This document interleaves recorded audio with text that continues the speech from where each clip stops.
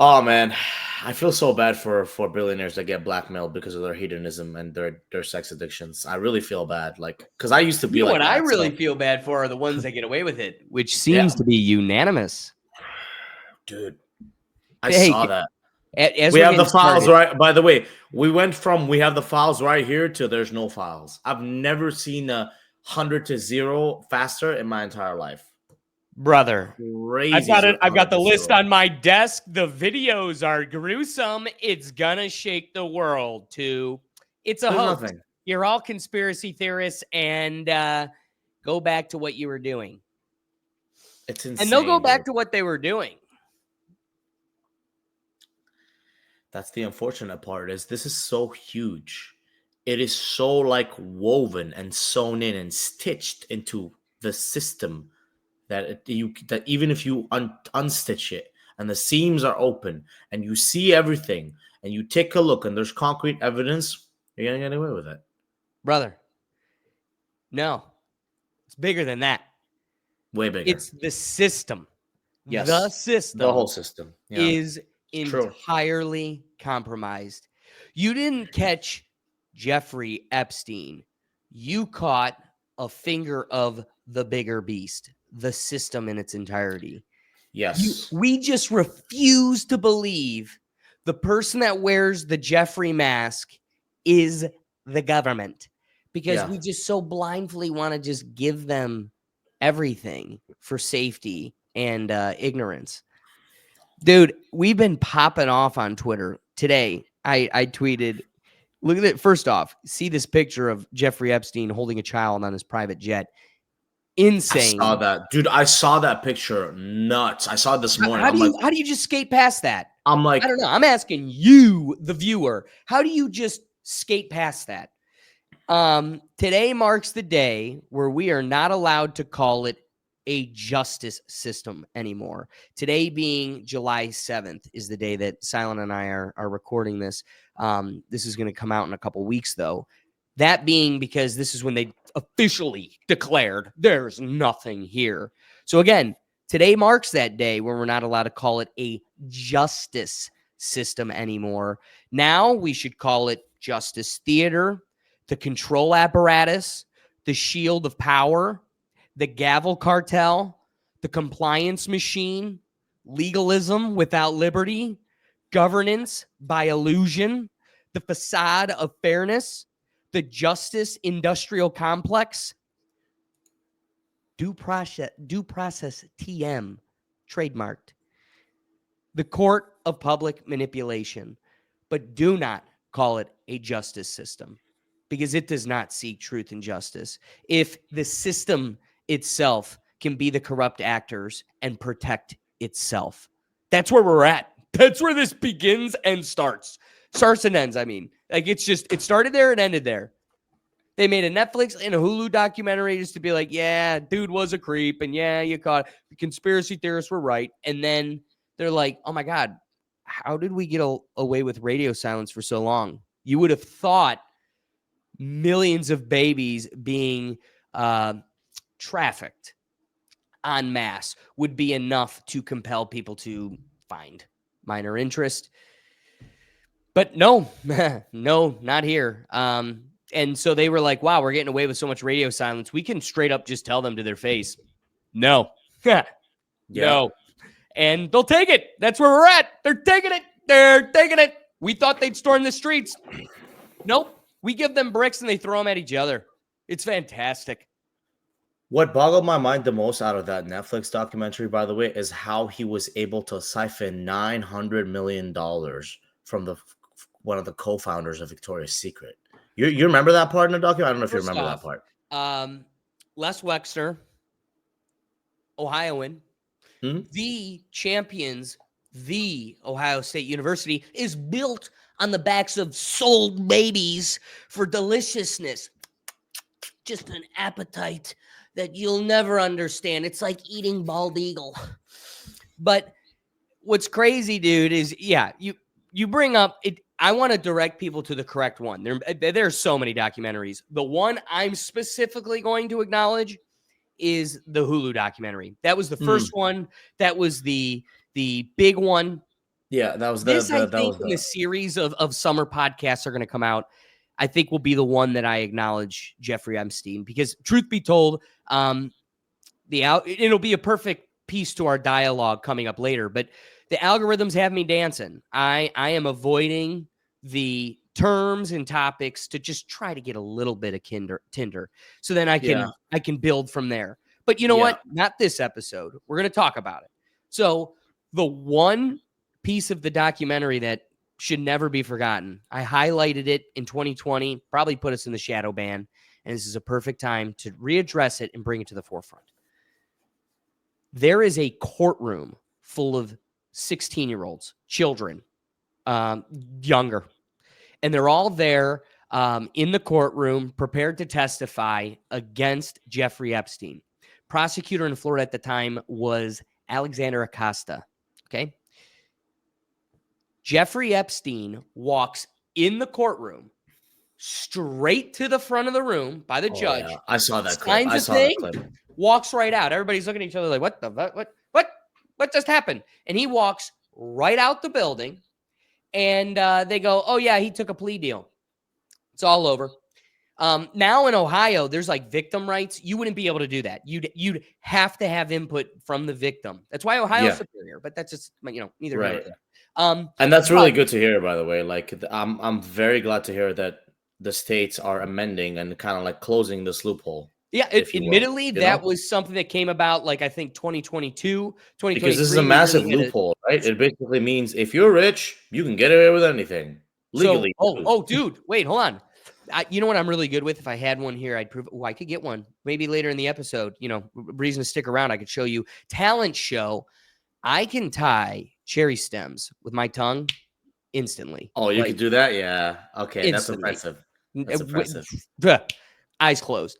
So, why was I going to bring that up? Oh my god. So, cherry on top. Put it in my tongue. Here's the crowning jewel to this point. Alexander Acosta now goes down in history as giving the most absurd plea deal of all time. Of all time. Mm. It didn't just give Jeffrey Epstein, the defendant, immunity, but it also gave all co-conspirators immunity in this case. So that means they couldn't retry Ghislaine or the rest of the network in this case. So they would have to find a whole new slew of victims willing to come forward, also corroborated by evidence. It was a whole thing.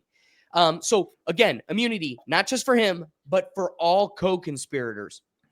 Doubling down on the final crowning jewel. In 2016, Donald Trump becomes president. He appoints Alexander Acosta into his cabinet. And you want to know how he dupes us? He dupes us by going, well, I didn't get how this stuff worked, man. I got duped. I didn't pick these people. And now, with the perspective of time, what does a second term show us? They're all fingers to the same hand playing a different part in the grand play. Shakespeare told you at the dawn of time, the world is their stage. Mm-hmm. And dude, they are playing us like a fiddle. It's true. Every tweet I put out today is everybody's upset. Nobody's doing nothing. Goes to show you how bullshit like a trans or BLM protest is. Because when shit really matters, we do nothing. Yeah, it's true. Finger warrior. I just go to my Twitter. Blah, blah, blah, blah, blah. I'm just pissed. Can you believe what they did to a child? And I'm just letting it happen. See, this is something I don't understand about Americans is that there's a Second Amendment, right?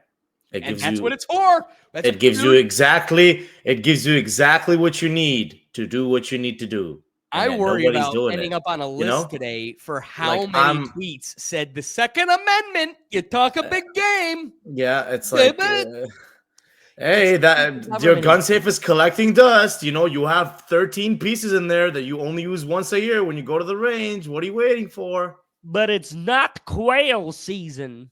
It's like, you mother. Yeah. And hey, I will say, when I was in LA, I'm not gonna lie, I was expecting that to happen because it was getting like hot. It was getting hot. The police there were literally shooting at people protesting.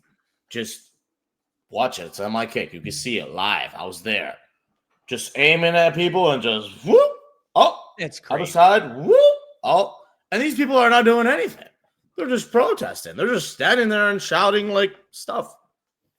And Dude, that to me, like it opened my eyes so much to like this whole thing is just a way for the police to like increase their budget, to spend more money. They have certain amount of deals with all the military industrial complex for all the equipment and all the riot gear and all the militarization of the police. And they wait for events like these to happen where people just gather and they start protesting. And then they're like, hey, time for the rubber bullets. And just listen, man. blindly I fire. And I it's didn't like the political strategy of an entire political party being turning the border into a sieve so we could get illegal people to tip the scales of our elections. That's anti-democratic and gut-wrenching. So for here's sure. what's sad is they created a problem over here so you'd be willing to make true concessions to solve that problem. That way you don't see the real problem that I'm whacking you with over here, which is like the big beautiful bill. Again, this is a guy that voted for Trump 3 times. I very much, Wait, 3 times? 3 times in a row. 2 times severely begrudgingly.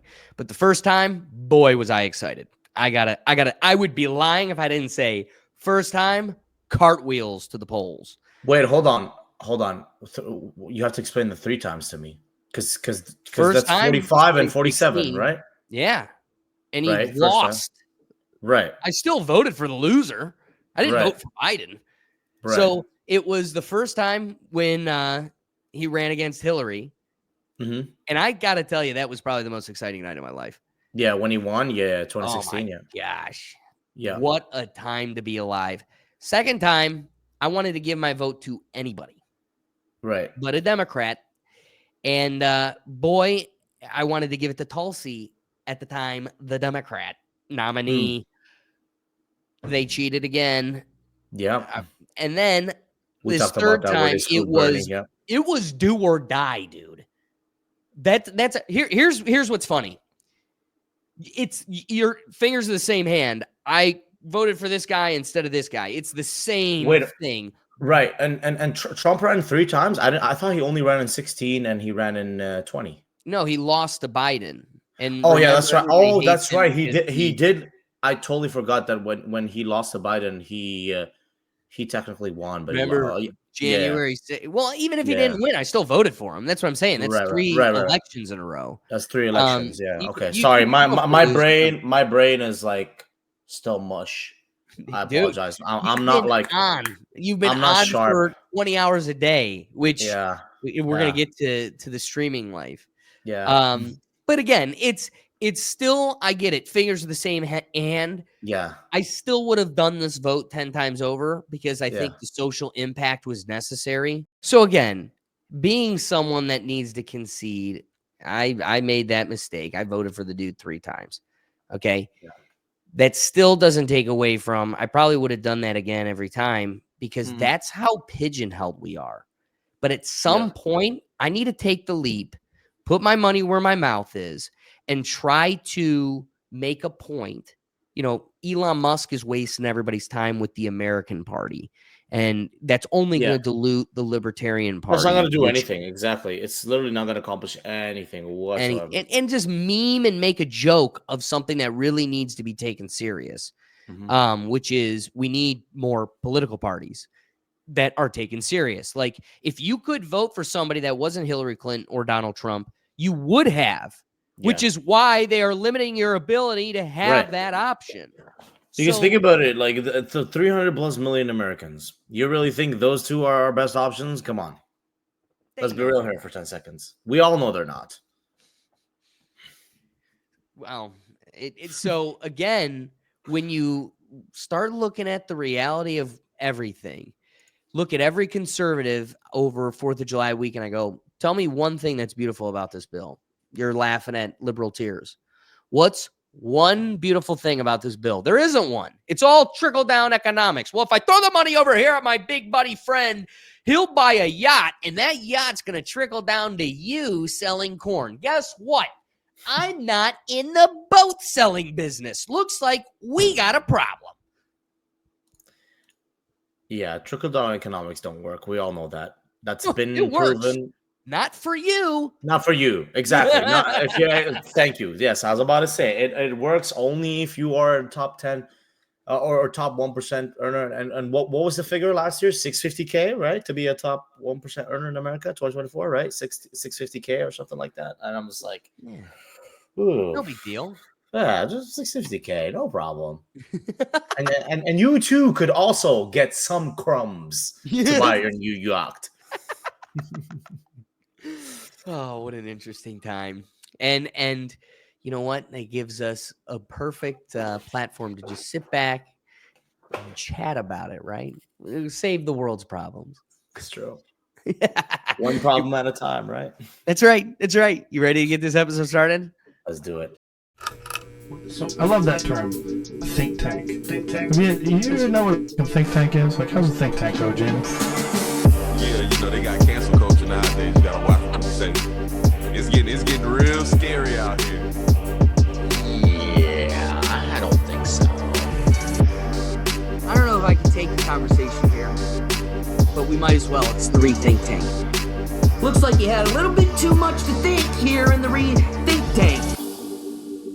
Hey, what's going on, everybody? And thanks for joining us again. Today, I'm very excited to be unpacking something that's probably going to resonate with a lot of people of our generation and is going to become a forever increasingly important topic. So we're going to be throwing out a lot of modern philosophical questions as we try to dissect the overarching inquiry here, which is, are we free if we're always online? And if that's going to be what we're unpacking today, I have no better guest than someone who has made a professional living being an incredibly entertaining kick streamer for hours on a given day. So be sure to check him out because it's entertaining daily and you don't want to miss the excitement. But with that being said, let me bring in my guest today, and it's a Rethink Tank great and classic, SilentDestroyer. How you doing, my brother? Hey, I'm doing great, bro. How are you? Thanks for having me.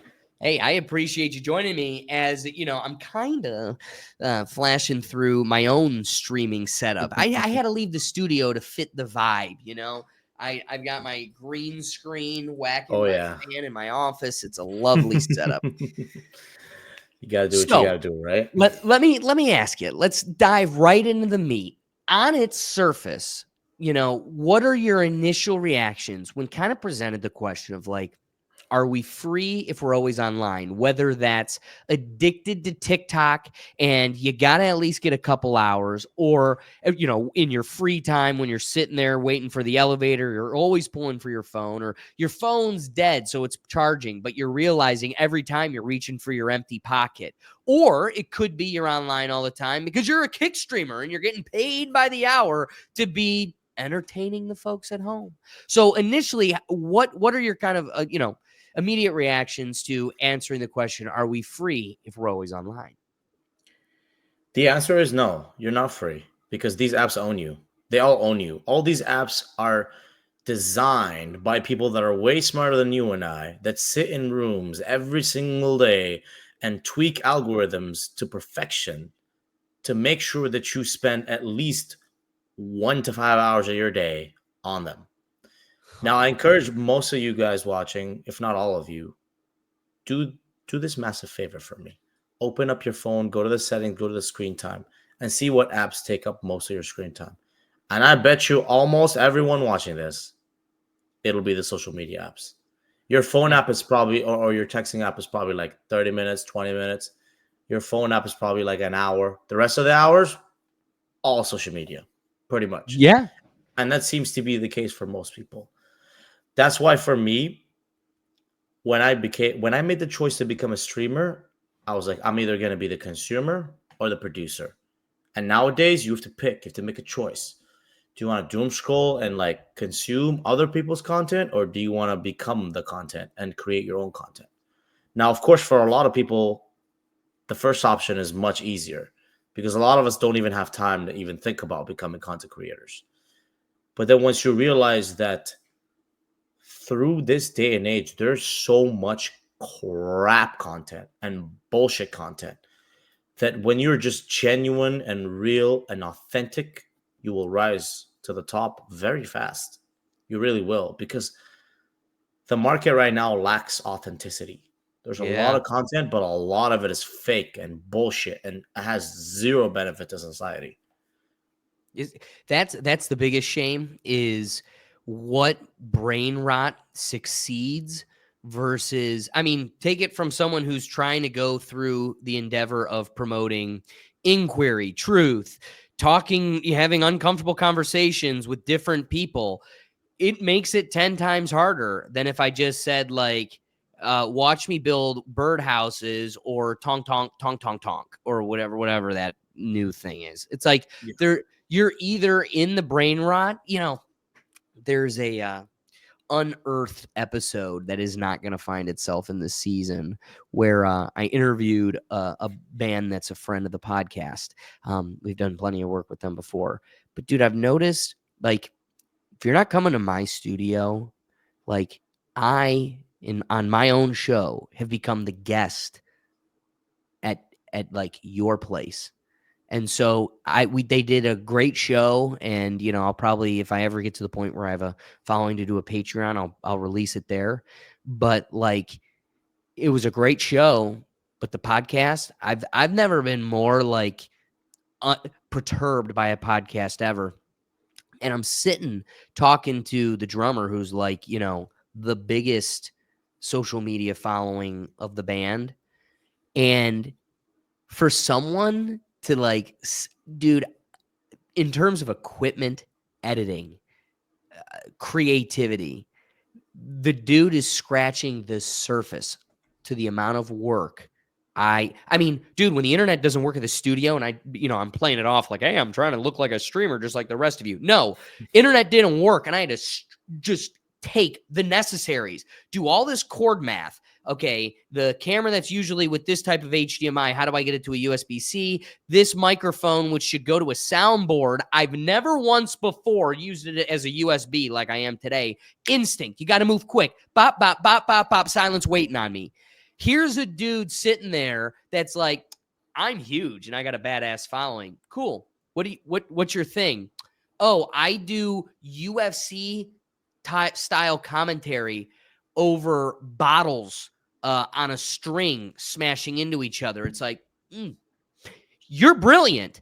I'm a stupid me as I'm sitting here trying to compel people to learn about Kant's imperative. And he's like, look at, did the Jack Daniels bottle break the Smirnoff bottle? And then you're like, oh, but you should be proud of that.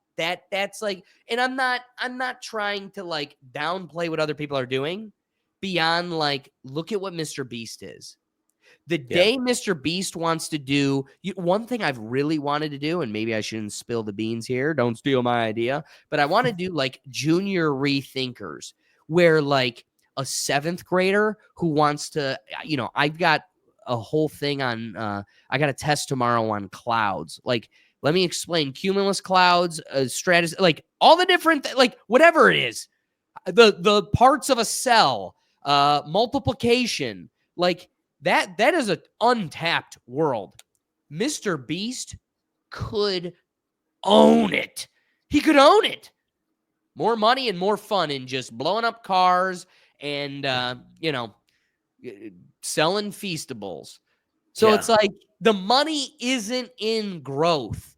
It's not. It's so much harder. Genuine, you could be genuine mukbanging, but nobody really wants you genuinely trying to open their mind and think about because look, what did we open the show with? Everything's uncomfortable. I don't want to think about it. Numb me. Yeah. Numb me. That's it. That's all that it is. Exactly. Perfectly said. It's all numb me.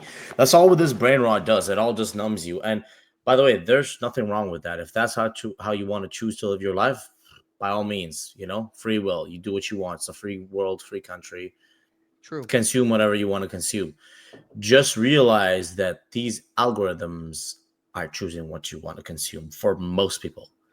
And most people have not really unplugged from these algorithms and are just believing everything that is served to them on these apps. And it's really dangerous. And I'll give you a very perfect example. When I was at the US-Canada border, everything that I was served before I traveled to the US was, oh, you're gonna be hung up upside down and you're gonna be questioned because you're Canadian, and they're gonna ask you how many hairs do you have on the back of your neck and when was the last time you shaved 2 of them, and that's what I was fed, right?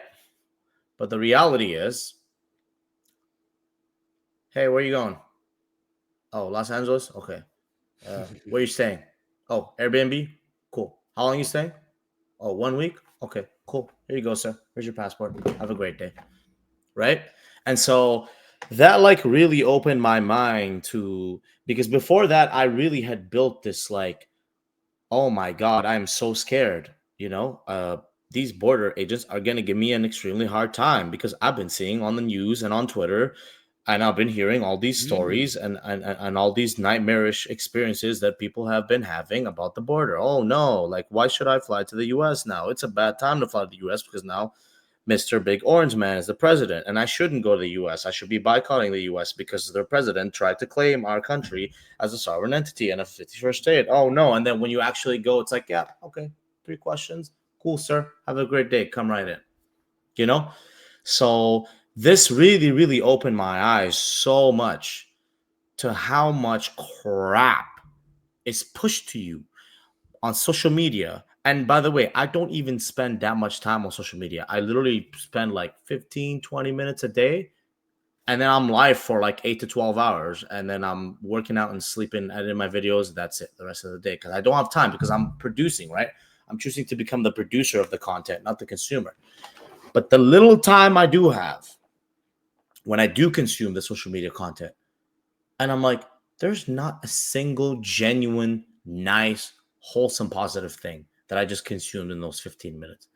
And why? Like you said, it's because these algorithms are built to reward the fear, the brain rot, the bullshit. That's literally all that it is.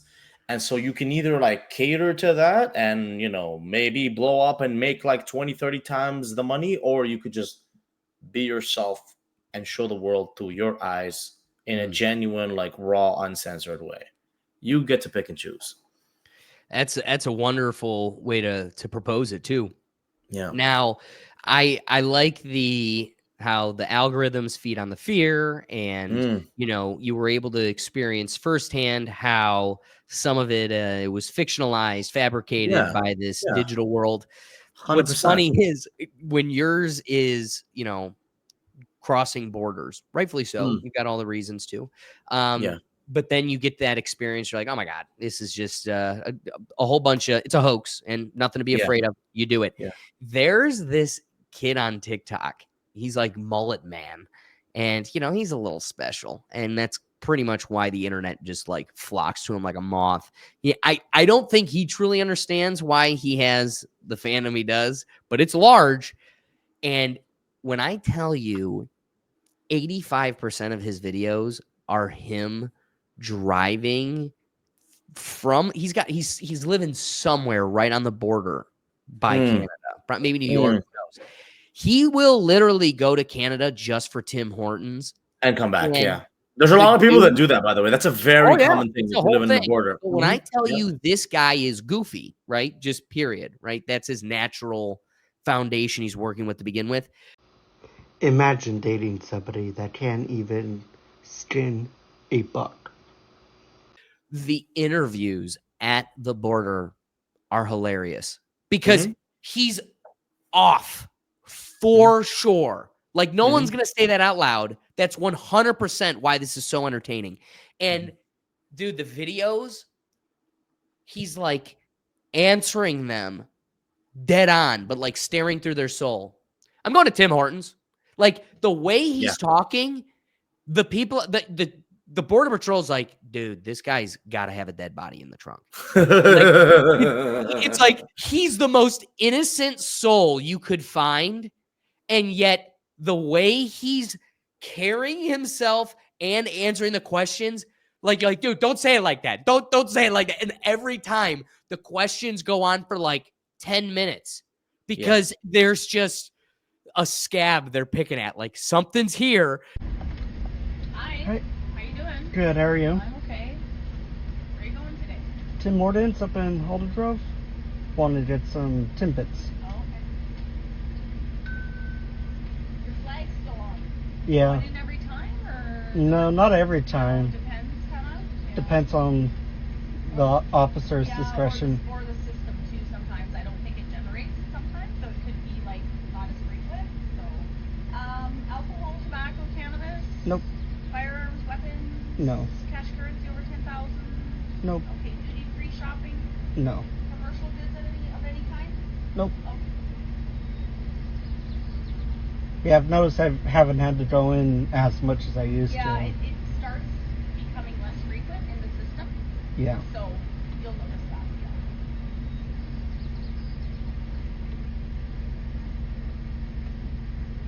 You got your plate fixed now too. Pardon? You don't have your paper plate anymore. I haven't had that I for. haven't been here in a while. No, I've had this vehicle for a couple of years already.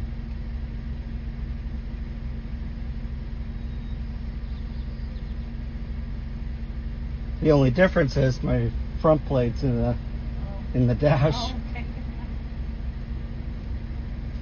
All right, park on the left. Okay. Have a good weekend. You too. Thank you. And so for Yeah. most of us, it's like, I'm just here for Airbnb, going to see my buddy in Toronto. Okay, enjoy. And this kid, it's like, wait, what? Where were you last Tuesday at 7 p.m.? It's just like, it's hilarious. Yeah. And it's a great video series because it also shows how Yeah. I mean, this is a guy going over the border every day for coffee. Yeah. So Yeah. can't be too big of a deal. Right. And by the way, there's a masterclass in answering those questions. There's a very correct way to answer those questions, and there's a very wrong way to answer those questions. And if you cross the border frequently, or if you fly frequently, you would know the less you say, the better off and the faster you are to go through. Now, Because what a lot of people make the mistake is they get asked a question and then they answer the question and then they ramble. And then off of these ramblings, the border person or the immigration officer, if you're at the airport, picks something from that ramble and then extends and asks more questions, and you dig yourself a hole. And now you're talking to the officer for 20 minutes versus 2 minutes. exactly. You know? And, Well- and I've said this on my stream too. I always tell people, I was like, no matter where you are, but more specifically in Canada and the US, this helps you the most. If you are asked a question, answer it directly, then close your mouth. Yeah. Where are you going? Los Angeles. How long are you staying? 1 week. Where are you going to be staying? Airbnb. Thank you, sir. Yeah. You don't need Done. to turn on the charm. You know, Where you that's staying. it. Airbnb. Don't- We yeah, wanted like- a hotel, yeah. but it Well, didn't really. yeah, it's like, oh, I searched for Airbnbs in the area and I couldn't find any, and it was very expensive. Very expensive, you say. What do you do for work? Oh, you do that. How much are you earning? Do you have enough money to sustain yourself while you're here for 2 weeks in the United States? How Let me see quickly your phone. that evolved. You know, you know what I mean? Like, and I always tell people, and I always say it on my live streams, give them exactly what they want to hear, nothing more, nothing less. Straight, concise, and to the point. And again, not just the US guys, not just the Canada guys. I did the same thing when I was in Japan, when I went to Thailand, when I went to Abu Dhabi. In Japan, they're like, where are you going? I'm like, I don't know. I haven't booked my hotel yet. Oh, what area are you going to book your hotel? Oh, I'm just going to book it in Shibuya. All right, cool. You know, it's like straight to the point. Well- Like, why are you here? Oh, fun, vacation. Yeah, that's it.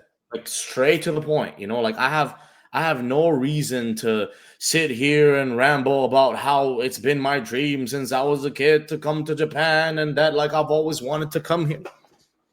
Just straight to the point. Right. You know?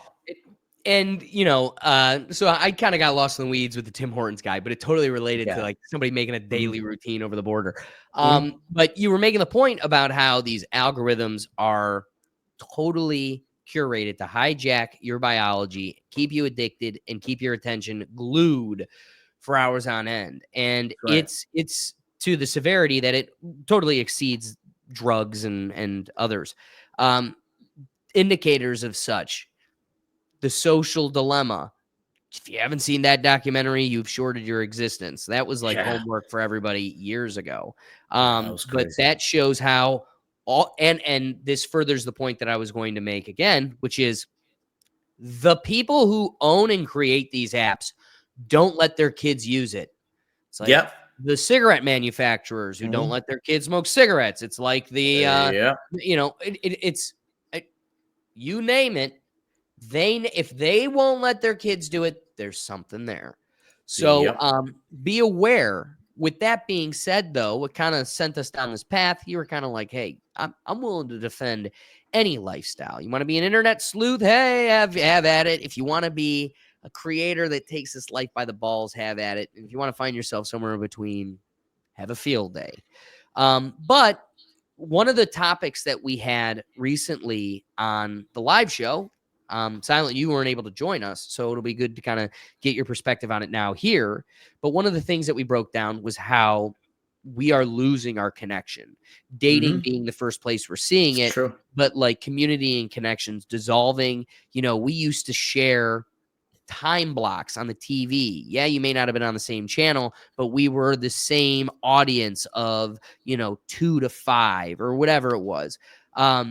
We're losing common ground. So while we're having more options, look at like Kick, you could have infinity of what to watch, but we're also then losing what ties us together. Like, no offense to someone that will probably get numerous shout outs, but like Brad Richardson, here's a dude that's an awesome piece of the community that we're building here, right? He's a huge helper of yours. We love it when he drops in on our Shout out, show. Brad, for real. But like, here's a guy dedicated to, because he sees the diamond in the rough, but dedicated to a platform that is getting 12 people tonight, whatever it is, pick the instance. And so here's one person to an audience of 12. How many of those exist, right? In the numbers of billions and millions of people on the platform, we got to imagine this is en masse, millions of people. So here's somebody that's like every day, dude, did you see what was on SilentDestroyer last night? And people are like, who? And they're like, but did you see Jack in the Box 664? And you're like, who? It's just like we're all living in our own echo chambers. We're losing our commonality. So when you're like, yeah, if you want to doom scroll to the day you die, I'll sit complacently and like, nah, yeah. But also, no, we owe it to them to be like, no, you shouldn't live your life like that. Like, I'll happily let you doom scroll on the rethink tank till you're blue in the face, but I'm also going to be the first one to tell you, not the way to live. We want better for you. So the question, because again, we're just kind of pulling out different questions to help assist us in answering, are we free if we're always online? I got to ask you, Silent, what does it mean to belong in the age of digital nomads? I mean, it's something that's so fascinating to me, because when you become a digital nomad, you start to realize, especially coming from North America or Canada, you start to realize how much of a scam everything is here in North America. Like, we're being scammed so bad. The Western Like, way. the Western way is just it's awful. Honestly, I hate it. Like, once I saw like how cheap everything is outside of like Europe and North America. But if you were going to have a heart attack anywhere, you'd love it to be here. Of course, right? Because we have world-class, top-notch doctors here, right? In the West. So, and at the end of the day, really, like, what it showed me is that in America and in Canada, you need a lot of money to become a free person. But in those countries, like, you go to Thailand, you even go to Korea, right? Even Japan, you don't really need much. Like, if you make like $2-3 grand a month, you'll be decent. you know. And of course, it all depends on like what kind of lifestyle you want to live, obviously, right? And this is all subjective. It all depends on what kind of lifestyle you want, what kind of person you are, you know, how good you are with your finances, whether you know how to credit card hack and how to get free points and how to get free flights and how to get cheap flights, or whether you don't. Like, there's like a big number of constraints that you have to go through. But I truly do encourage everybody, no matter what it is that you're doing in your life, to at least give it a try. Like, give being a digital nomad a try, even if it's just for 3 months, and then you can go back to whatever job you were doing. Well, because it's an interesting term. You know, when I read digital nomad, it's nomad in and of itself is like it depends on the context at which you apply it here, because you could be talking about the creator or the consumer. And so a nomad being a member of a people having no permanent abode and who travel from place to place to find fresh pasture for their livestock. But in many ways, like, you know, if you've seen Sons of Anarchy, they would like classify like those people as like nomads.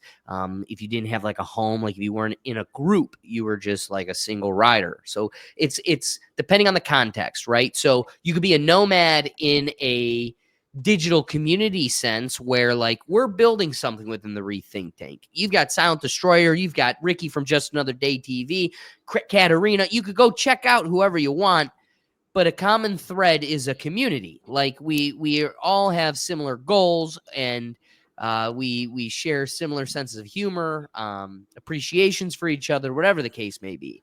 So like you could be considered a digital nomad if you're just still a content creator on your own and you haven't found this sense of community, the Discord that builds you together. You could be considered a digital nomad if you are on the consumer end of it and you know, are somebody that's a big fan of a small group. Like somebody that's a fan of 21 Pilots, something that we push on the Rethink Tank Live. Hashtag 21 Pilots to the Super Bowl. Hashtag 21 Pilots Fortnite skins. That being said, I'm one of a bajillion. Like I can't sit here and pretend like I'm niche. I'm special. No. Literally, I just started this book of how it's called The Only Band in the World. And it's like, yeah, I really don't like how mainstream this has become. But like that being said, I can't say I'm a nomad. Like I'm of a giant hive. Go to one of these concerts, your mind will be blown on how people everybody's dressing up like it's Halloween. It's costumes and dedicated. But you know, a band we affiliate with quite a bit, Quick Mystery, when we're there cheering for them, you're kind of a nomad. It's not like there's like a million people in the world. Right? We see the dime in the rough. We know what it's worth. But like, I'm a nomad in my fandom. So that all being said, I look at the inquiry here. What does it mean to belong?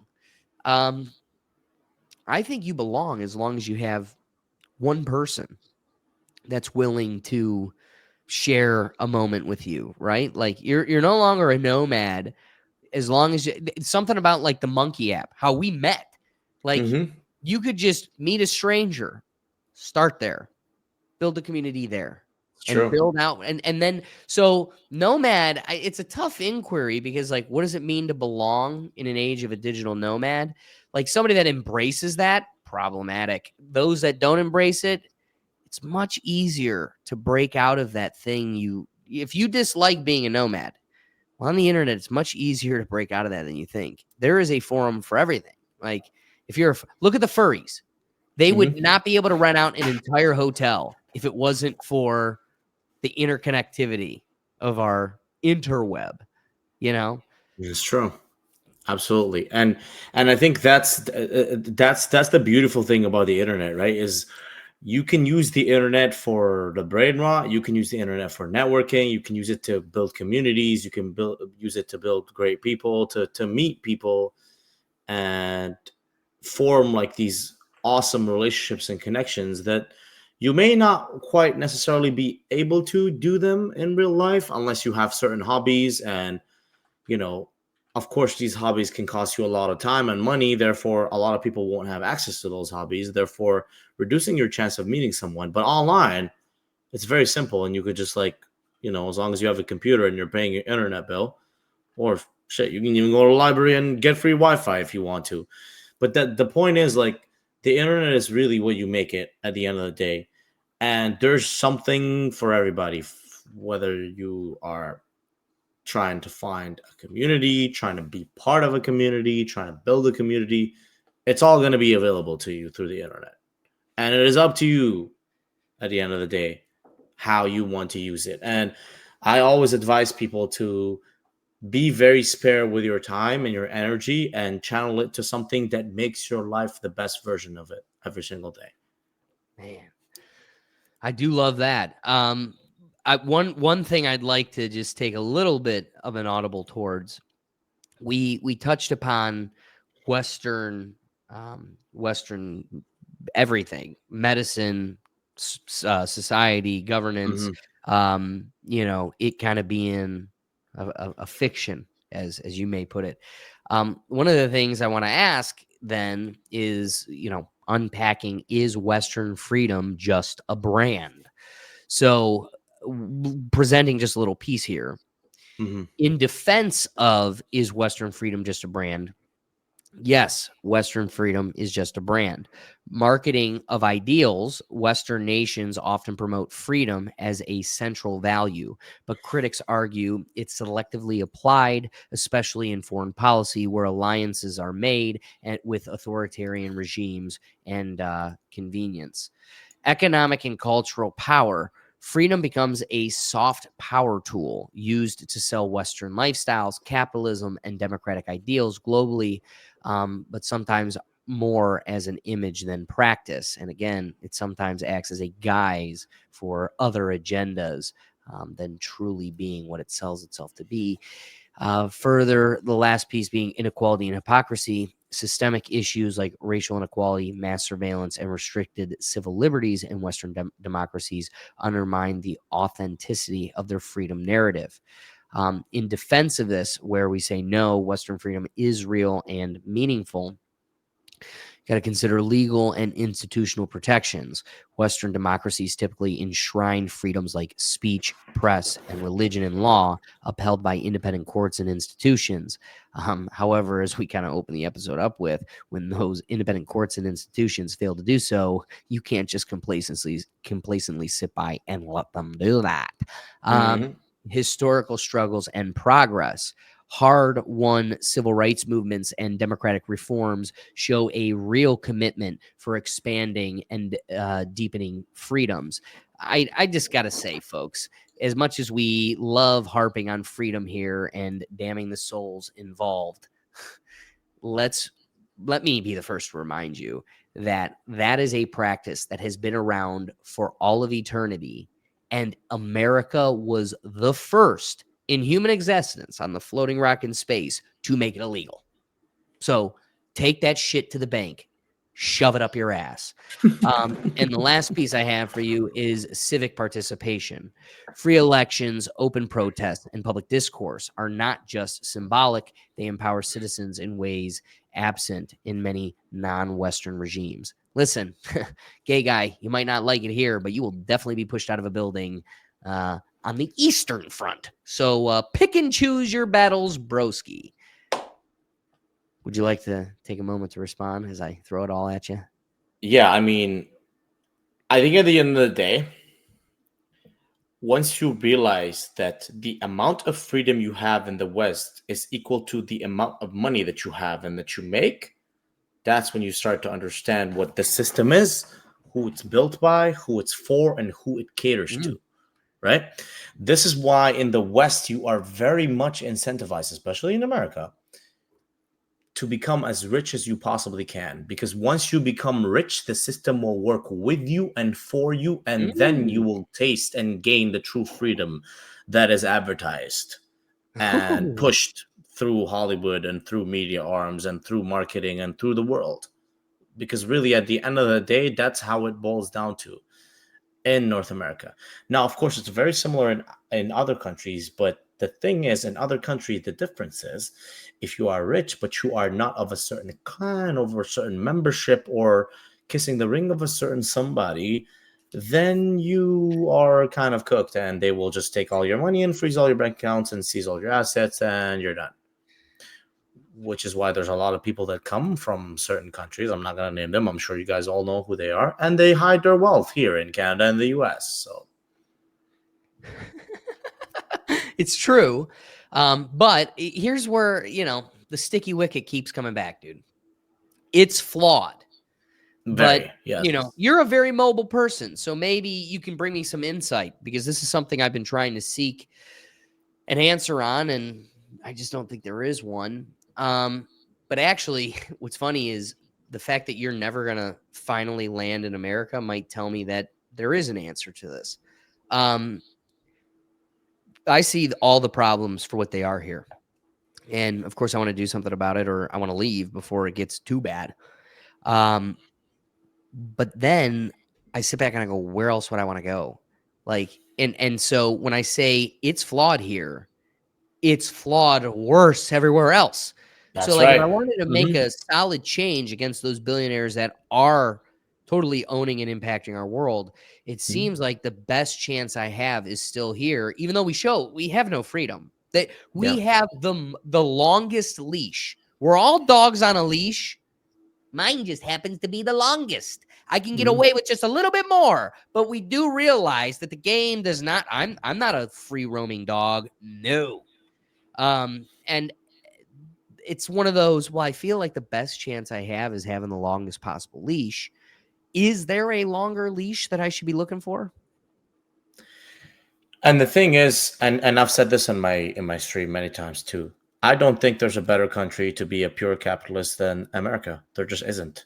If there's one country where you want to raise hundreds of billions of dollars and work on a company or work on something that changes the world, there's no other Silicon Valley. There might be up and coming Silicon Valleys, right? That might threaten the Silicon Valley, but there's never going to be another Silicon Valley, right? Like just using that as an example.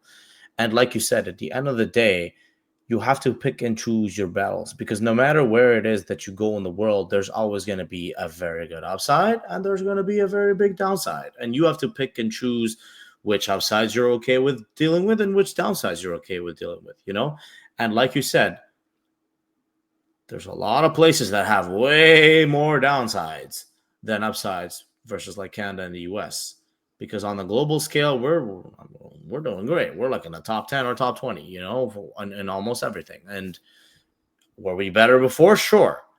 But does that mean that you can get exactly what you want to get in here or outside of there? And again, that all depends on what kind of lifestyle you want to live and what you would like to accomplish, And at the end of the day, you have to ask yourself, is this the life that I want to live for like X amount of years? Or do I just want to be here, make a boatload of money, and leave and just keep traveling the world, or like, have a house somewhere where it's cheap? Or again, all depends on the lifestyle that you want to live. No, you're 1,000% right. Now, speaking of traveling, the lifestyle you want to live, something else that'll assist us in the inquiry here that I'd like to pose to you. Okay, I go to, because I am like a Beatles groupie, just following 21 Pilots wherever they go. I drag my sister to Barcelona to see them, because seeing them in Cleveland just wasn't enough. So I had recently gone to Barcelona and Portugal, and you could check all the escapades, being stuck there without electricity when it went out in the two countries, the whole nine. That being said, not a lick of it was documented. I took a bunch of like B-rolls and fun stuff, but haven't done anything with it. I might do an end of the year type of stuff that I save it for. But what's interesting is Ricky was like on me. So our buddy Ricky from Just Another Day TV was just on me for why are you not making a vlog? Like, and it's because Ricky's big in the vlog biz. So he's like, why are you not making a vlog? You're there. Right. Why wouldn't you just do it? And I see that. Then also, like, dude, my sister is a pharmacist and works out every day. Mhm. She will be married and have kids, and I will never do that again. Mhm. And while we were like ready to kill each other by the end of it, like we had each other's full attention. And that whole trip, we just lived in the trip. Mhm. I'm walking away from a vacation, a trip, exclaiming, I will probably never go back to Portugal. I'm in, Mhm. like, of all the list of places I've been, couldn't be less in a hurry to go back there. Spain, maybe. Only with if my wife, girlfriend, lady friend needed to go there, I'd go again. That was fun-ish. Mhm. But nowhere near as fun as Italy, Dubai, Yeah. I mean, dude, Jamaica is the crown jewel. And I've Mhm. barely scratched the surface of places to visit. So I sit here and go, all of those not vlogged, fully lived, Mhm. and as somebody that is a diehard travel advocate, I'm saying we need to get more traveling, get out of your echo chamber, experience Mhm. other people, and Facts. unite our common humanity a little bit more. But dude, I feel like I came out ahead. It looks exhausting. It looks like work. And I know it probably doesn't feel that way because you're just eating your dish while you're in Japan or wherever you're Mm. at. Mm. But you are working. Yeah. And there's a major difference between being on a break. Like, bro, when you're like, I'm gonna go walk, we're waiting for our Airbnb to open. We're in a food court where the train just let out, and it's like, well, I don't like that food, that food, that food. You know what? This is the first one of the trip. I'm gonna try the weird things that this place is McDonald's. Mm. And just living in that, I didn't share with anybody. Yeah. And you're kind of, I don't know. I'm definitely projecting a point that I don't feel you're going to agree with, but Mm. because I think you're also going to exclaim to the contrary, which you're allowed to do, and I would Mm. encourage you to. But I would feel like I live more in the moment when I'm not thinking about 80 people watching me right now, Mm. what the comments are telling me, what they're telling me I should do, Mm. kind of guiding and dictating and steering where this moment is about to go. No, don't get McDonald's. You get that all the time. You got to go to the brisket burger. And you're just like, no, I didn't want that. But then, dude, like you also made comments where you're like, yeah, I had to go to the bathroom and turn the camera off for like 3 minutes. And for 3 minutes, people are just bitching, like, how are you? Looks great. Why are you? I'm going to come back. And I don't know. To me, that feels exhausting. But so, okay, what am I getting at here? Shut up and spit it out. Is traveling still transformative, or is it just content now? It's both. It's both because for me, when I travel to a place, I do my best to document the place, the real place, right? That's why if you watch my streams, I talk to locals. I try my best not to do the tourist trap stuff. I try my best to usually have like a guide or someone who's from there show me around. Like I want to see the country through your eyes because I know that if I do that, I will get a real version of the country versus what the polished tourist company and guide company have curated for me. And you can only go here and do that, That's kind of like how when you go to the Caribbean and you just stay in your resort for 7 days and you say you experienced those countries when in reality you didn't. You just experienced a resort for 7 days. That's different. That's a curated experience that's marketed and made for you to experience the country. As for traveling, right? When you're traveling and documenting and streaming, you have to always be on.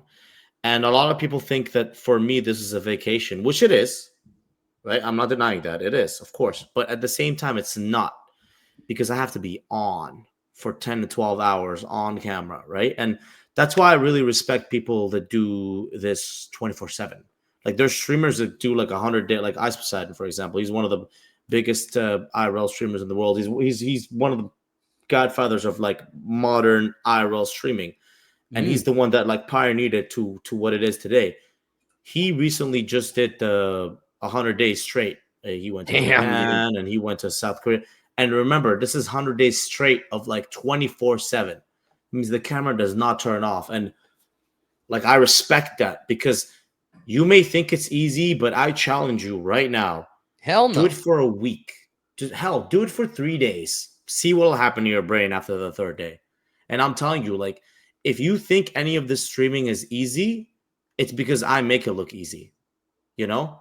Like, there's a lot of things that go on behind the scenes, and there's a lot of things that I do when I'm streaming that you don't see, right? That I work on, that I juggle, and I make sure I make it look easy. Because when you are a streamer, there's a lot of times where you're gonna fail, you're gonna have a shitty stream, people aren't gonna watch, you're gonna like have go to a certain country and then no one likes it.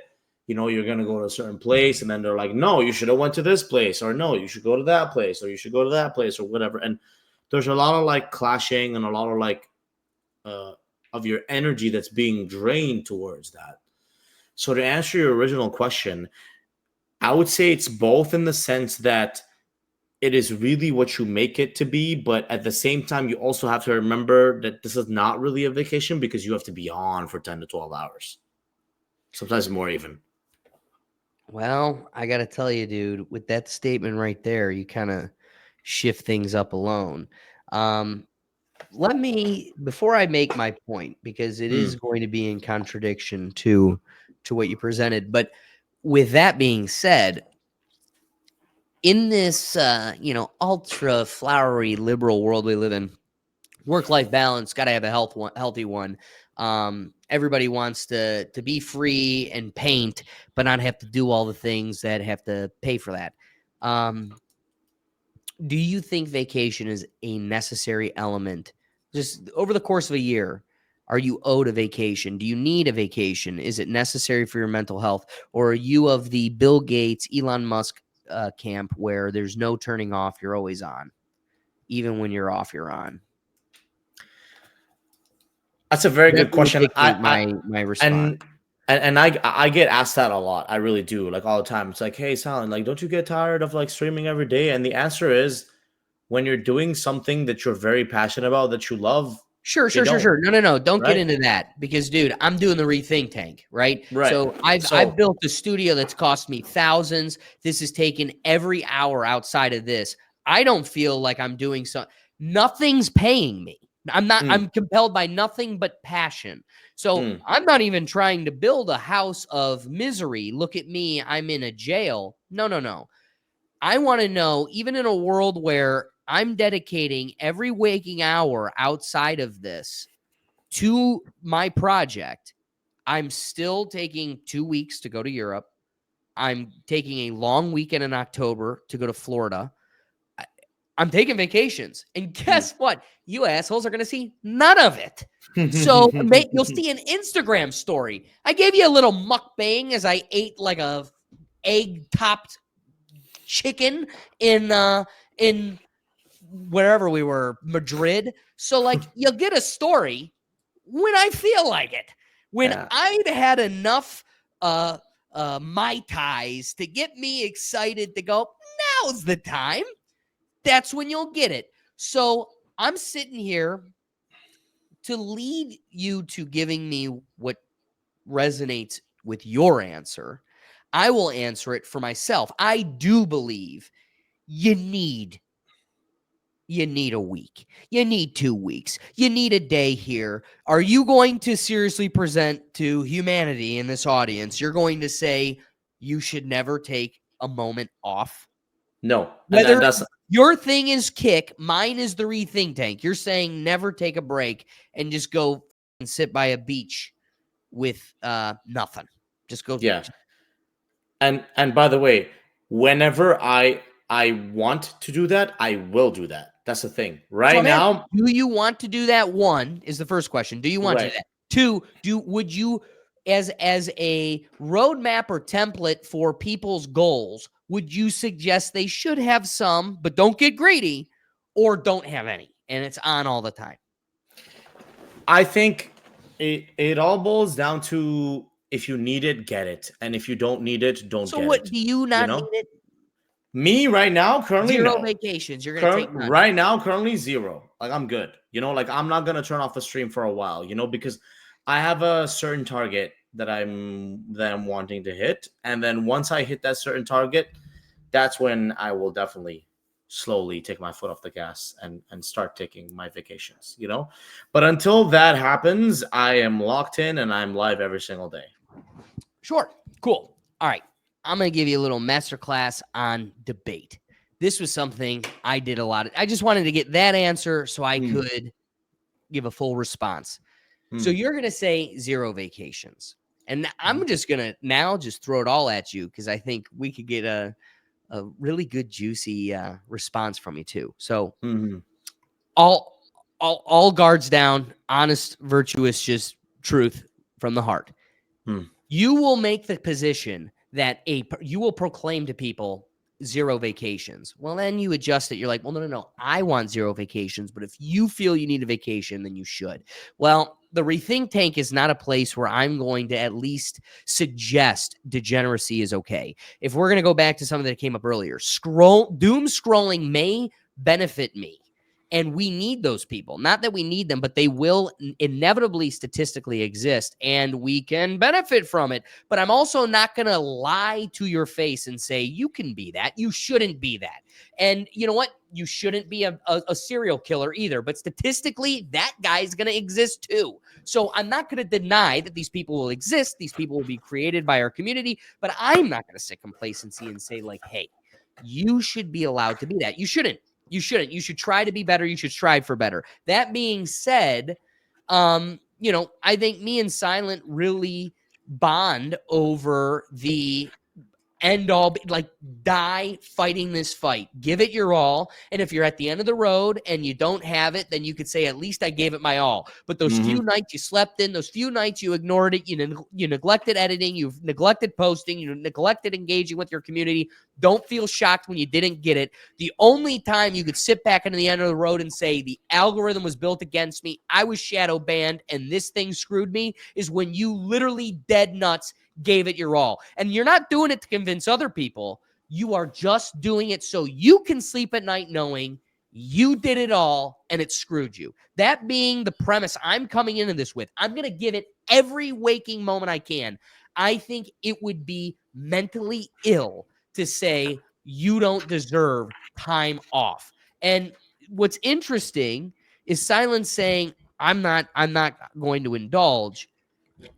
But this is kind of like Silent saying, you know, Taylor Swift's like, well, I'm not going to indulge in work. It's like, well, bitch, you're making millions and you just sold out 5 nights at this stadium in Austria.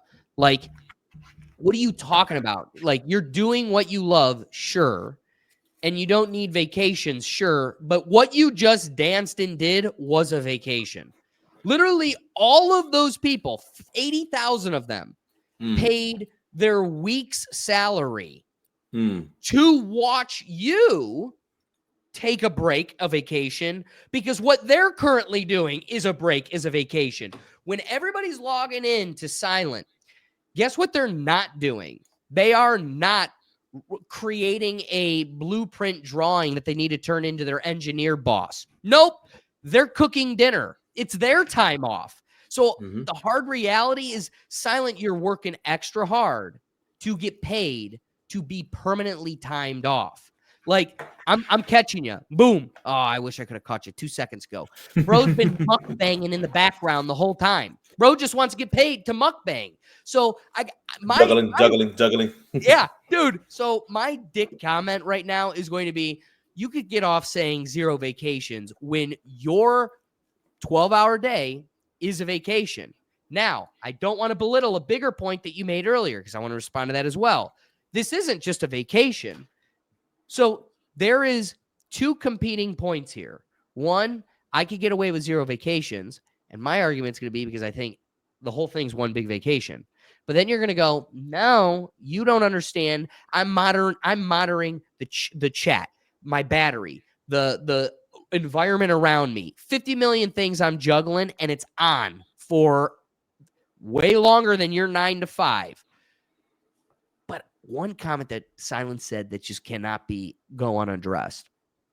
What will happen? See what will happen to you in 3 days of doing this. You'll lose your mind. Mm-hmm. Okay, so one, can't make the argument that that's a vacation, but also let's bring it back to the bigger point I want to make, back to the debate that I want to really ground us in. Is it travel? Is this travel transformative, or is it just content? If you're going to sit here and go, it's super work and I'm doing all this stuff to the point where your mind would melt in 3 days, you are definitely not enjoying the Amalfi Coast in Italy the same way I did. And here's something else, like excursions. If you wanted to be the guy that took the extra length to stream your scuba dive, it's possible within a realm, but you're not getting cell service down there. So immediately, the thing that I would do on every vacation, like my hinge says, I love skiing and scuba diving. Those are my two things, and golf. But those two things, you want to get a thrill, find me scuba diving. Can't stream that. So me and my sister, scuba dive certified. Anywhere we go in the world, we can do this. That's what we do. We take trips to scuba dive. Can't stream it. So am I not going to take the trip now because it's not content? So it's just this weird dynamic where, like as Silent said, he goes to this place and, you live it. You become a part of it. I think something he's getting that a regular tourist isn't is that local's perspective. It's very cool and unique to be able to go to a location, connect with a streamer that also creates content, engage and grow through another audience, but then also get to experience boots on the ground, that world. But then you closed your whole point out with the concession that it's not really a vacation. So to make that make sense, and it's not really a vacation, we're going to justify proclaiming a work-life balance that has no vacations. I want to push back on your point where you go like, right now, no vacation. It's like, yeah, dude, that's the only point. That's the only point in time this point works. Because just like I am, I'm going to project my position and my opinion on you. I'm willing to lose all the hours. We're going to close. It'll be 10 p.m. I'm going to edit until 1 in the morning, and I'm going to go to my 9 to 5 that pays for this whole thing at the ass crack of dawn, be there at 8. That being said, I'm willing to gas the whole tank right now, putting all my chips on black that I can get to a point where I can comfortably coast. And it's not that I'm giving up the dream. I'm still going to do the Rethink Tank, but that could become my 9 to 5. I don't have to do 8 hours at work and then 12 hours outside of work and running on 4 to 5 hours of sleep on a given night. No, I can, at that point, replace the 9 to 5, do the Rethink Tank for 10 hours, and then, I'm mowing the lawn, I'm taking care of the dog, maybe build a family in my free time. Maybe. So, like, to sit here and say you're not willing to give the whole tank all the time, it's for this temporal period so you can conquer the dream and open that window of freedom, that window of vacation. Dude, some lumberjack somewhere, not lumberjack, let's just say some hilljack somewhere that works at a mechanic. His vacation is chopping wood. I just want to be at home chopping my wood. To a lumberjack, that's work. So, like, it's one of these, like, dude, I'm looking at your world, and it isn't work for you because you love it, but you also want to get to a point where it's a lot more limited. Like, Jinxie or Ninja, they do it on their time. Catch me from 4 to 10, and then that's it. You got me for 6 hours. And that dude's making way more than the person that's working 8 hours a day. They're doing what they love, and they got a lot more of that vacation time, which is time that they could spend autonomously independently doing whatever they want. So, I don't know. Chance to respond. I mean, look, at the end of the day, it all boils down to, like, what kind of lifestyle you want to live, right? Because the amount of money that you make every single month doing streaming, because it's unfortunately one of those things where there's a lot of dues that you have to pay. Now, just to respond to the one comment you made, I didn't say that your brain will melt if you stream every day for 3 days. I said if you keep the camera on for 24/7, meaning you don't turn off the stream. That just to That's my point. just to So be clear if you about don't that, turn right? off the stream and take a break, your brain will melt within 3 days. Yes, And we're talking about work-life balance for years. yes, and that's not something I'm willing to do yet. I think I need to grow my community much longer and much more before I do something as challenging as like a 24/7 for like 2 weeks or whatever. Maybe, who knows? Stay tuned. Hit the follow button and find out. Maybe I'll do it soon. Who knows? But at the end of the day, it's really, really what you make it. And streaming is something where you just have to pay your dues. And once you grind it out like that, that is how you stand out from the crowd. Because there is, unfortunately, it's a very competitive environment, right? There's a lot of people that are live every single day, but because they don't, they don't network, they don't like step out of their comfort zone, they do the same content over and over again. They're stuck in the same place with 3 viewers and 120 followers, even though they've been streaming for 3 years every day for 2 hours. And there's like certain growth strategies that you could take, as we discussed before. You could do the brain rot, you could do like the unwholesome, like destroy tent, press tent, like the kind of content that you could do. There's certain content that, especially the degen stuff, that's like rocket fuel for a lot of people. And it all depends on how long you're willing to do it for before you realize that, okay, like this payout is either going to happen. And when it happens, you have to know how to turn off yourself to recharge your brain so that you can make better content, right? Or you can just keep going and just don't stop at all. And even if you look at people that are like on fire, like Kai or Speed streamers, right? Even they take vacations, right? But it's because they have paid their streamer dues, right? They have built enough of a community that can understand, listen, guys, I got to turn off for 2 weeks and I'll be back, but I am not quite there yet. I don't know when I will get there, but I know that when I will get there, I will, of course, use every chance I can to rest up, because I think it's very important once you are in a position to be able to rest, that you should rest. I don't want to sit here and argue like just be on 24/7 365, because then you'll burn out and then there'll be no stream for like 6 months because you'll spiral into a depression hole, and that's a whole other topic, a subject. But you really should recharge yourself, just generally speaking, whether you are a streamer, a digital nomad, a content creator. And it honestly doesn't really matter what it is you're doing, because at the end of the day, your rest day is where you can have the best growth sometimes, and just like going to the gym, right? Like a lot of people argue, no, you should go to the gym every day, you shouldn't have rest days. But like the science shows that when you have your rest days, that's when a lot of your muscles start growing and a lot of the recovery starts happening. And also you should be sleeping 7 to 10 hours versus sleeping only 3 to 4 or 5, and because that's also where the most of your muscle growth and the most of your like weight loss happens, is when you sleep for a long time, because that's when your body can actually rest. And if you have the proper nutrients in your body, that's when your real transformation will happen, right?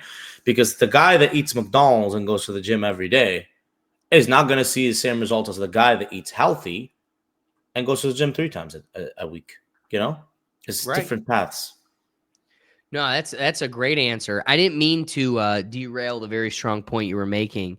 The only reason I went like, you're like, Kai Cenat and whoever else you were saying, they paid their dues, blah, blah. The only thing, dude, that I want to throw at you that kind of throws a monkey wrench in it all. Have you seen one of the images that has been recently unearthed of Kai? Like, as of recent, it really started with the Kevin Hart stream. That's when I first started thinking, this dude's a plant. Like, this is not real. There's not a real thing about this dude. I mean, you're telling me people love this shit? Apparently they do, but I'm telling you what started it wasn't, again, that brain rot. It's This guy was totally platformed. And they're like, "You're crazy. You're crazy, bro. Explain this image. It's been going viral recently." This is Kai with little Nas X over his shoulder there to his right, to our right, looking on the right side of the image. That's little Nas X before they both were famous. What are the odds of that, dude? The other industry plant just happens to be right over his shoulder. Do not buy this BS for a second. So here's the hard part, dude, is I'm living in a world where Mr. Beast has family within YouTube. So this whole BS of like, it's all the thumbnail. I just spent days where my mom thought I was at college. I spent days in a parking lot figuring out how to do the algorithm. And it's all bullshit, not thumbnails. He's lying to you. And so it's hard to believe, like one of the topics and themes that have come up throughout the episode, be genuine, be yourself, do what entertains you, do what you feel is right. And, the rest will come. And if it doesn't, at least you could say you were true to yourself and you did what you enjoyed and all the other stuff. That being said, it just continues to surface that the powers that be are not going to let you win. Like they are the gatekeepers. And every time you think it's a homegrown, natural, one of us, it's another plant. I don't know. That's what's killing me. With all of this being thrown at you, I got to ask then, let's consider hustle culture versus hospitality. What has travel taught you about time management and that issue of like this hustle culture and also like that hospitality, managing your time, enjoying and living the moment? Yeah, definitely. Managing your time is one of the most important things to do when you're traveling, especially when you're traveling and creating content, because your day has to be done in blocks, right? I think breaking down your day into smaller blocks definitely helps you a lot with managing like your day, and especially when you're traveling, because there's a lot of things that you don't know that you will deal with when you're traveling, like jet lag and fatigue, and like certain if you're on a certain diet, there's a lot of stuff that you might not have access to in certain countries. There's a lot of things that might throw off your sleep, such as like air pollution, noise pollution, etc. And you have to be very mindful of that. And the thing that I've learned the most, that is been the most important during travel, is you need to be able to be like nimble enough to adjust your day as it happens, right? Because so many days, like I would like message somebody and they'd be like, "Hey, let's meet up at this place at 4." I'm like, "Okay, bet, sure, I'll see you there." And now I'm there at 4 and they're not there, and they're like, "Oh, hey, sorry, like I slept," or "Hey, sorry, like I couldn't make it," or whatever. You have to be on your feet. You have to And come up make with the most of what you were dealt. right, and you have to. That's it. Like you have to make the most of like. Okay, so now we're here, so let's do this here now since we're close, And that person didn't show up, and that's something that I've learned, is that you have to be on it and you have to be ready to adjust and adapt your strategy constantly, because every day there's going to be things that happen and constraints and things that just change to where your whole plan just goes into evaporation and up in smoke in like seconds, and you have to be able to adapt that. Oh, my flight's delayed, right? My flight just got delayed. That means I'm going to miss my connecting flight. That means I'm going to have to book a hotel. That means, and you have to be like on it when you're traveling for those little things, because if you're not, then traveling's going to be a freaking nightmare for you, like, oh, luckily I have a credit card that gives me travel insurance, and that travel insurance has flight delay built into it, and I booked my flight with the credit card, therefore I have to just call the travel credit card number and tell them, hey, my flight was delayed. And and I think that's the thing that I've most learned and that I've valued a lot, is to always be like nimble enough to adjust yourself, and instead of allowing the stress of travel to like get to you and to bring you down and to like slow you down, you just have to like duck and weave and adjust and pivot and rotate 180 and like have the nimbleness and the agility and the ability to change your plans on the go, because when you're traveling, you're gonna have to do that a lot, unfortunately. Oh my gosh, more than you realize. And I Mhm. love your point, because the truth is, folks, you either pick up that habit or be prepared for the world to leave you behind. I'm going to be, I know I'm playing both sides of the fence here. I sit here and advocate for vacations, but when I make the claim that it needs to be on a very limited balance, I want to emphasize take it as somebody who's addicted to MSG. It's just like MSG in your Chinese food.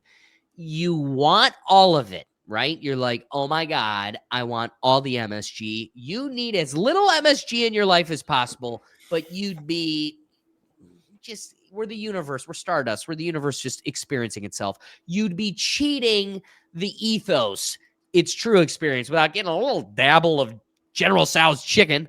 So I'm sitting here saying, you need vacations. You need as little vacations as possible. I will double down with Silent. He's got a true point. Do this as little as possible to get you through it. But here's the problem. You're weak. You need more than you're willing to concede. And if you get caught up in that mindset, that becomes your character, your personality, everything else, you're going to lose. It's going to infect you. You're going to be working only to look out the window mourning, I wish I was on a beach. I wish I was not fall in love with working. Has that not been the entirety of Silent Destroyer's point?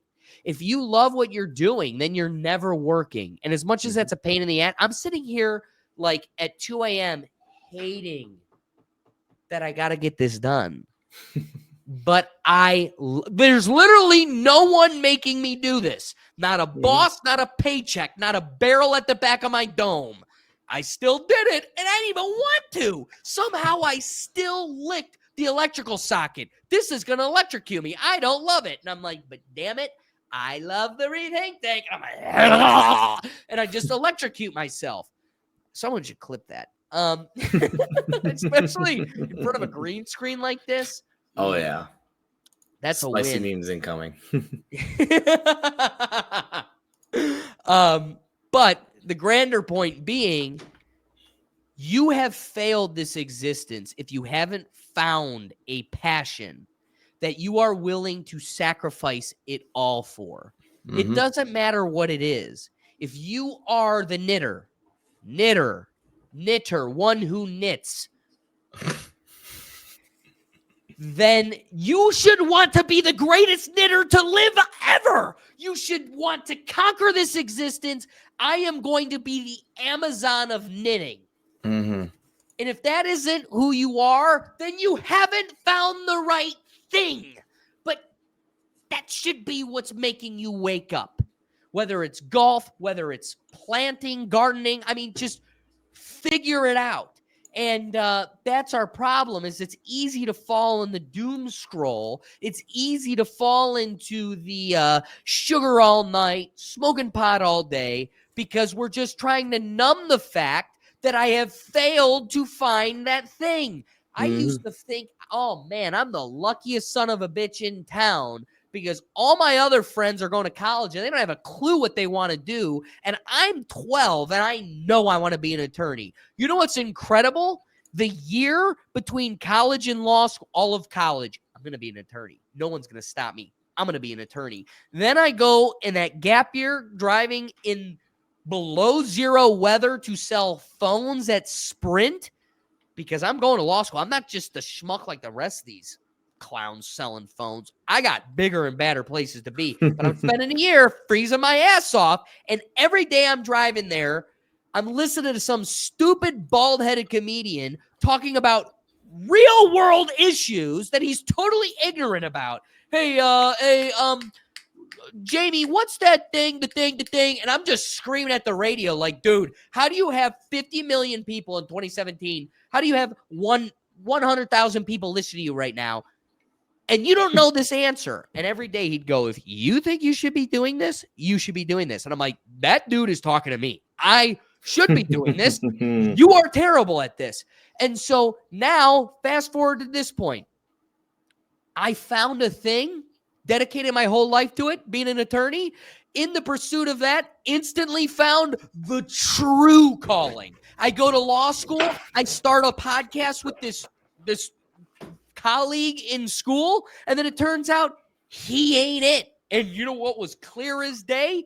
It wasn't anywhere close to the passion he would be willing to give his left foot for. Hence the parting of ways. And guess what? Bro's kicking ass as an attorney. He found his. So the thing that's got you on a drive, may be temporal. It may be an attorney today, and to my parents' chagrin, a podcaster tomorrow. But my luck hasn't been what it is.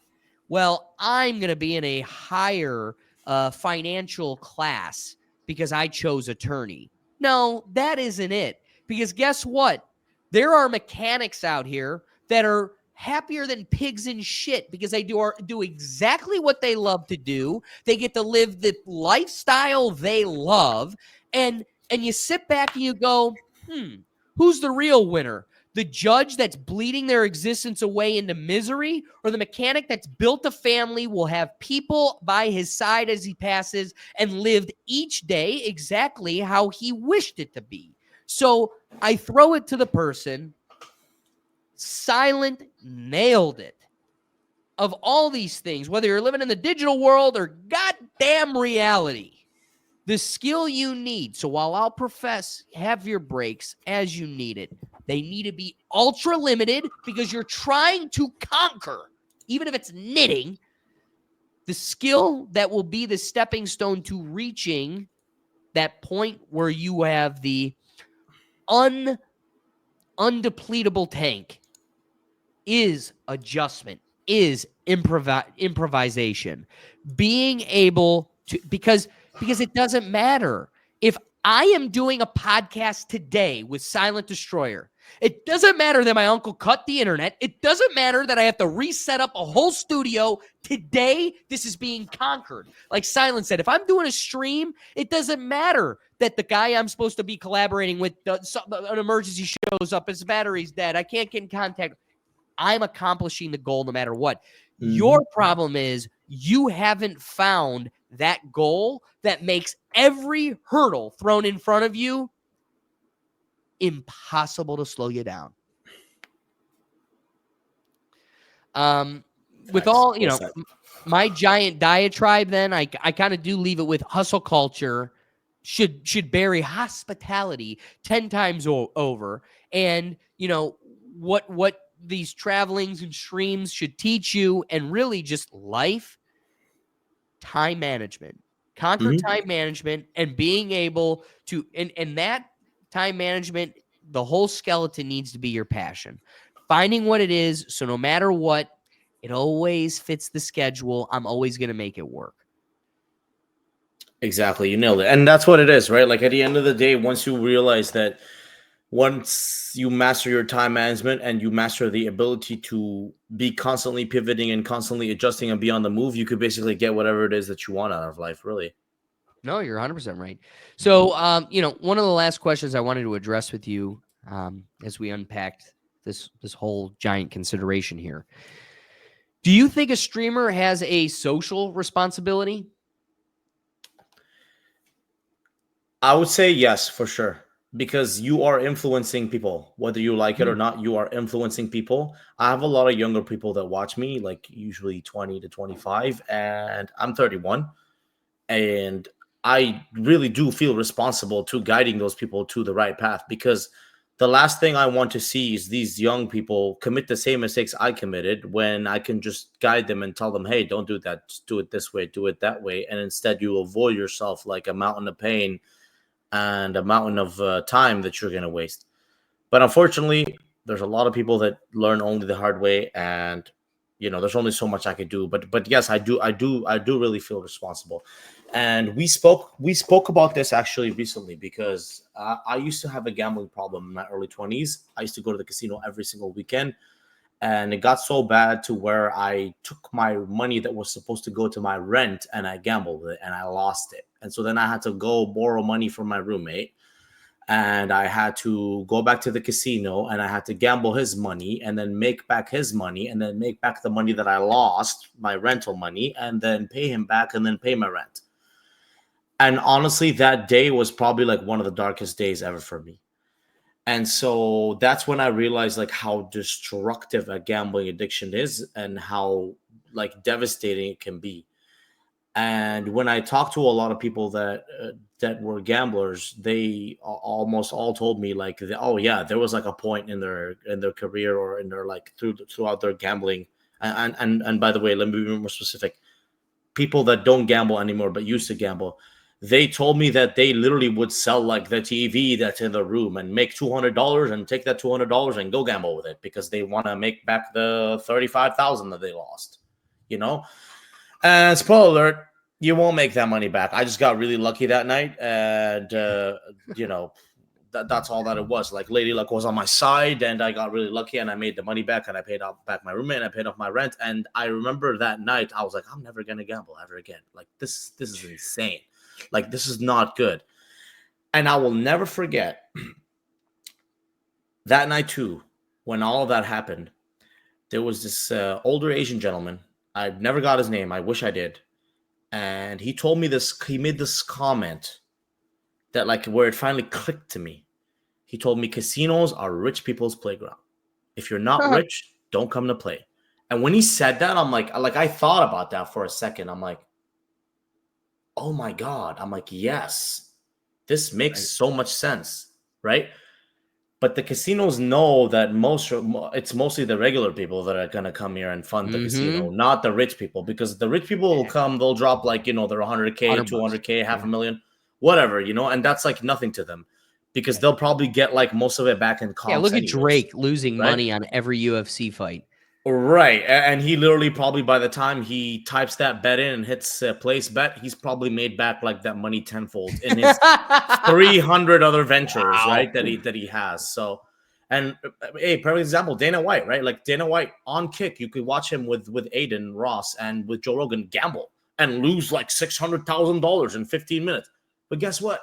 Dana White probably made that 600,000 back tenfold in the 10 other businesses that he runs with UFC and surrounding UFC and outside of it, Yeah. And that's why for him it doesn't matter. But for normal people, if you do not have 10 streams of income, don't go to the casino.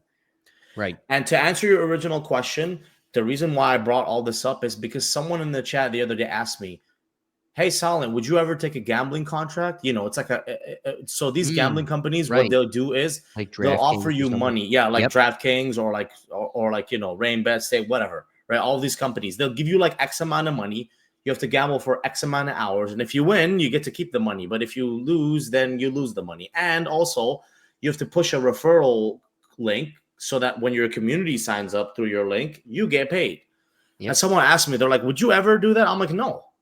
I'm like, because I don't gamble anymore. And I know how destructive gambling is. And I would not wish that destruction on my worst enemy because I've been there.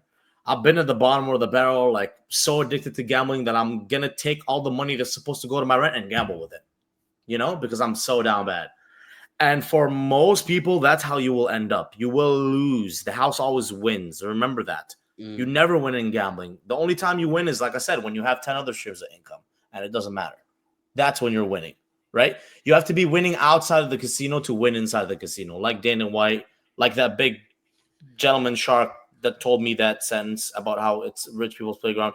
And the dude just casually had like $500,000 in chips, just playing blackjack and losing $500,000 and then like opening his duffel bag, bringing out another $500,000. It's like that. There's levels to this. And for most people, I really do not recommend that you gamble. But if you do gamble, you have to be extremely smart about it. And I know that like 9 out of 10 gamblers are not smart about it. And they're probably going to destroy themselves and their wallets. So I feel it is for me as someone who went through the gambling wormhole and the dark hole and the black hole. I don't want to push that on my community because I know I'll be responsible. Like, oh, if that guy that comes to my chat every day signs up, he's probably going to freaking spend all his paycheck and then some gambling because he wants to support me, because he thinks that's the right way to support me. But It's like, do I need a gambling sponsorship or contract? You No. could just send me money. You know, you could just or just give promote subs the or things you appreciate. exactly Coffee right, like with the lion's mane or whatever. exactly sticks your fan. like a protein Then people shake that I trust drink you and every you day. push. Yes, 100%. Exactly, like things I actually use. Like, oh, Yep. this brand of T-shirts, or like, oh, this protein bar that I have every single day, or oh, this farm wants me to promote their new free range eggs that I've been buying for the last 6 years. Things like that, like, and like that's why I don't understand like the whole selling out. It's like it's so fake, and you can see right through it. Like if I told you, hey guys, come gamble and do it through my referral link, but I haven't gambled myself in like 5-6 years because I know how destructive it is. That's just so inauthentic, and it just I know I'll be responsible for somebody because all it takes is one, right? If one person just signs up to my link and just destroys their entire lives because of me, like then I'll feel responsible for it, and I do feel that responsibility because like it or not, as a content creator, you are influencing people, especially younger people. If you're an older person like me, like I'm 31, like I said, and those young 20-year-olds, they will most likely listen to you. They will see you doing it, so they will do it too. Whereas if they see me going to the gym every day, staying hydrated, like being on top of my, they probably will get motivated to replicate it too. Right. What I really like is, there's a whole series of inquiries that we could have walked down to help us unpack the answer for, are we free if we're always online? And one of the things we didn't have a chance to address was the morality of monetizing everything. And I think Silent's Point did a great job of answering and addressing all of that. Yes. Now, Silent, for you, I do have some follow-ups. The main thing being, what do you think? So, you just did a great response. My whole position about hustle culture versus hospitality and how go out there and get yours, find your passion. Here's the scary thing, though. I thought my passion was being an attorney. Turned out to be, podcasting, this other realm. Am I right? Time will tell. Could be totally wrong and just threw my life away, as my parents would say. At the same time, though, you're looking at again, dude, numbers. If Silent's going to be talking about 9 out of the 10 people, they're not going to do it smart. They're going to destroy their whole life. They're going to throw it away. And he's talking about gambling. Very much sounds like we have picked a career to build our whole life off of. That is a gamble. 9 out of 10 of us are going to come out losers. And here's what I'm willing to take that chance, because when Joe Rogan's yelling at me through my radio as I think some comedian idiot who didn't go to college, didn't go to law school, is talking about shit way out of his caliber, and he's going, you should be doing this. I'm like, yeah, I know I should, dude. What are we talking about? He retracted that 2 years later and then never said it again. He's like, now there's way too many people doing it. You should never do it. I was there at that time where he's like, if you think you should be doing it, I'm like, well, dude, you are for sure talking to me. Well, guess what? 9 out of 10 of us are wrong. And I'm willing to put my whole life on the fact that I'm not. And there's 9 other assholes that are willing to make the same gamble, and they're gonna lose. One, Kanye and me, that's because I'm that confident that they're the 9 and I'm not. But Silent, we're living in a very scary reality. And I got to ask you, what do you think about the Utes? We're going to be out here talking about them Utes. What do you think about the young people? It's showing, the numbers are showing that out of career paths, overwhelming majority is willing to commit their entire existence to being an influencer. What made me think about that is, what did I ask Silent to begin with? Does a streamer have a social responsibility? Immediately goes, yes, of course it does. You are influencing people, is what he said. Well, what's crazy is now, what do you want to be? Doctor, lawyer, engineer, teacher, influencer. The fact that a TikTok video jokester has taken over the overwhelming majority, whereas that career path didn't even exist when the teacher passed out the questionnaire to me and you. So you and I are willing to throw away the whole world for something that didn't even exist when we were kids. Now it exists to these kids, and they're going, oh, before I even started, why am I Not even going to go to college. Not going to take on that debt. I'm not even going to look for another passion. This is it. And it's not because truthfully they have a calling. Like, I think the message of the Rethink Tank is what helps me at least justify it to myself that this is different. This is different. We have a goal. There is a thing we're working towards. I think other people just like, you look at it, weird interviews in the grocery store. Blah, blah. What are you really doing it for other than I just want a payday that breaks me from the chains of a 9 to 5? I sit here and say I'm trying to create a content platform that creates a space for thinkers that wish to expose themselves to a diversity of ideas and perspectives outside the censorship of modern media. I want to encourage you that find a unique perspective and promote education while providing some laughs along the way. Who else is selling a goal, a message? I just want to be paid to go taste the local restaurants in Cleveland. The amount of competing Cleveland Eats Instagram, TikToks, whatever, because I just want to, at this point, I'm going to the restaurants anyway. If I could get a discount, to get paid to do a little video, I come out ahead. Well, that isn't a career. I've done great interviews on the podcast in the past with authors. Okay, he didn't get into the podcasting space. He's an author. And so he's built a whole foundation of authority, education in a totally different realm. And he's been able to take that and reapply it to true crime and dissecting all of these cases. And what's your thing? I'm going to walk out of high school and put the gummy plastic in my mouth and go, is it a hit or a miss? And if it pops in my mouth, and that got 100,000 views. So one, you, the audience, you're the dummy. Why are you giving them a platform to think that they should skip a whole career path for that? But also at the same time, I'm looking at the person. You think, I don't know, taking an ice cream cone top and throwing it, that you're going to make a life out of that? Like, here's what's really sad is when I find like pranksters and stuff, it's like, okay, you got one video to go viral. Now you've got a following. Like, here's my thing. I built a million videos. I need one to go viral for people to go, all right, here's the community. I know what he's selling. I either like it or I don't. If you go viral pranking people, here's a guy. Guy got caught spraying wasp spray on like food at Walmart. It's like, dude, even if you go viral doing that, you're going to build a career being that guy? Like, no, you're going to have to pivot. Hey, guys. Hey, audience. I know I just got 1 million followers after being the guy that sprays wasp spray on bananas.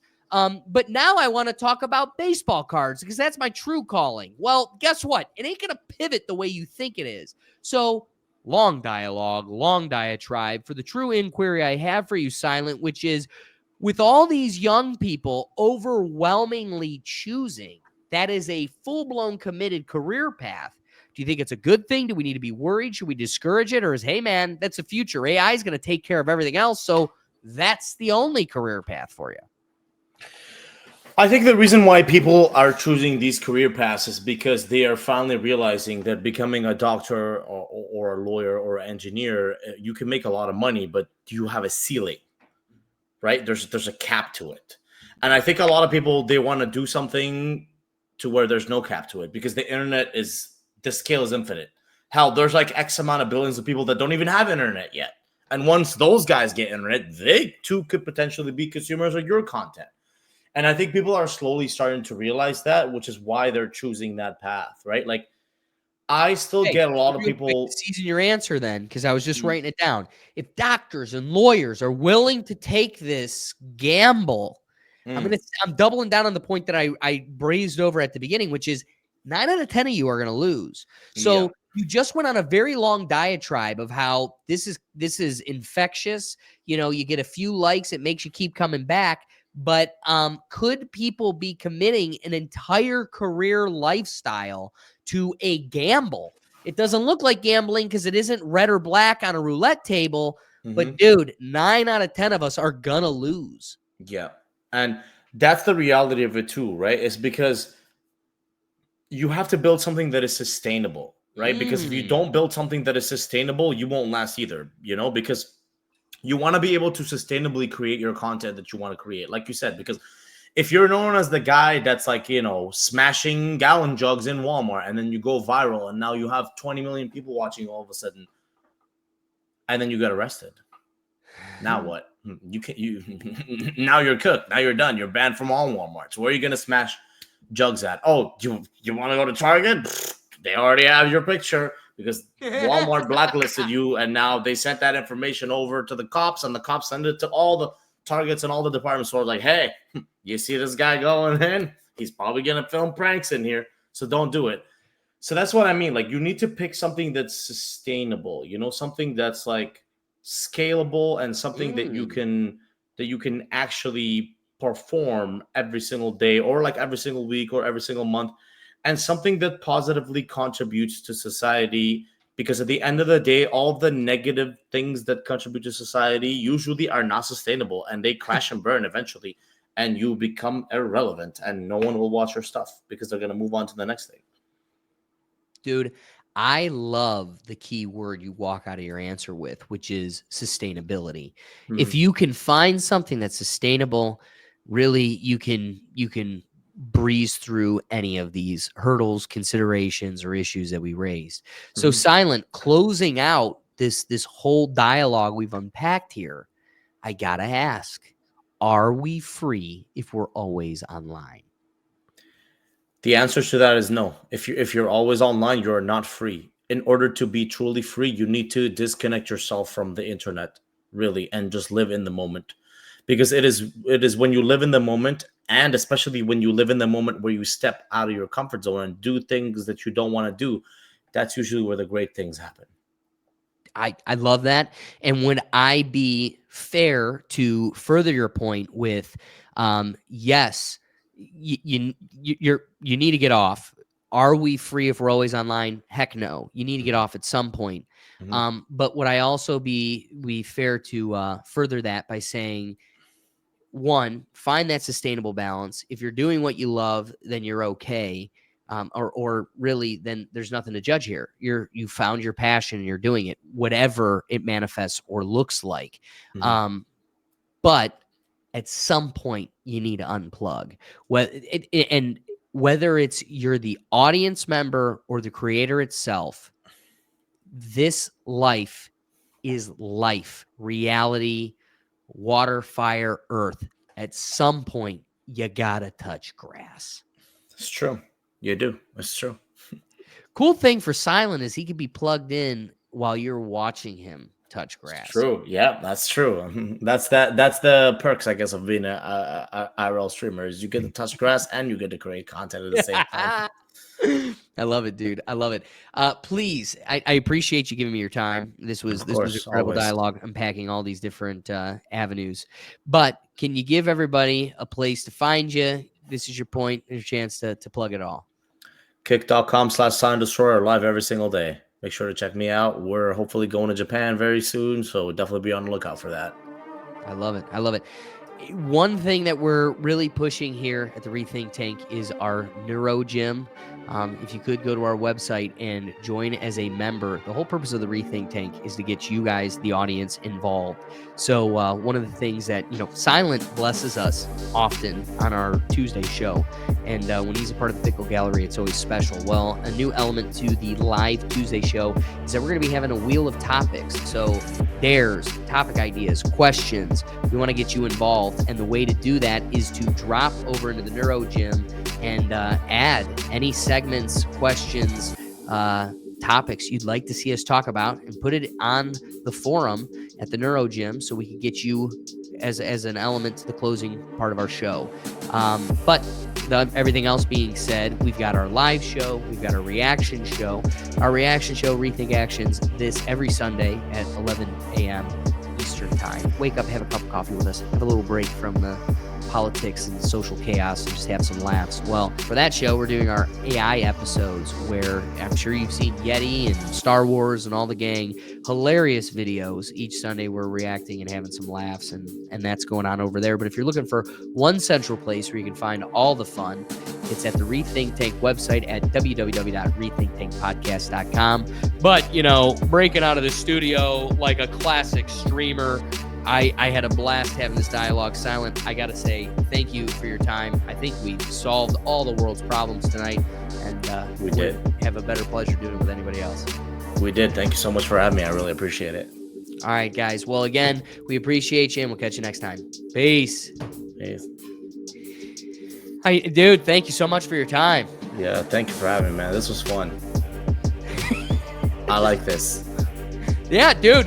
We got a lot more to unpack. I hope we get you on a I know. motorcycle and headed over to Cleveland so we can get you. Dude, I really, really hope. But the